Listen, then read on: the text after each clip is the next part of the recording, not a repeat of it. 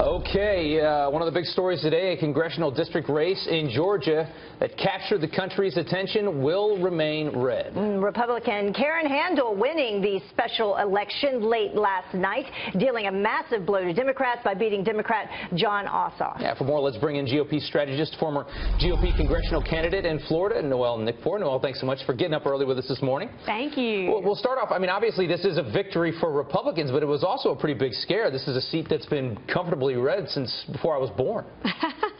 Yeah, and you know what? This was a major loss for Hollywood and for the liberal elites. And one of the things I really noticed is the Democrats still don't get it.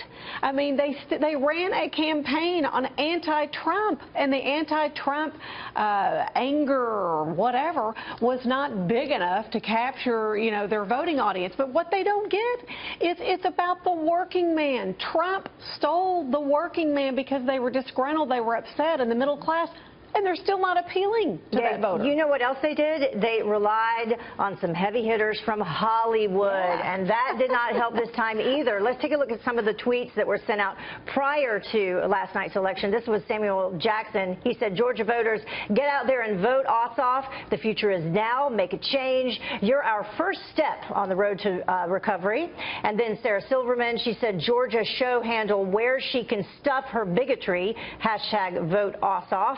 Deborah Messing, "Oh, Jon Ossoff, please save hashtag GA06. That's the district from this woman. Hashtag vote your Ossoff vote. And then Sally Cohn, this is after the fact, I believe. She said, "Important to note that Handel did not win GA06 by embracing Trump. In many ways, she distanced herself from him. This is not Trump's victory." Do you agree with that? No, I don't. This whole thing is just off base. And look, the celebrity deal would have been fantastic in California, not in a southern state, in Georgia. The mere fact that they had outward money coming in from these liberal elitist groups is a huge turnoff. So once again, they've missed the boat. But Heather, you know, you're right on one thing. I really think that, you know, the message is they're off base, and Handel ran a good campaign. She stayed true to her base.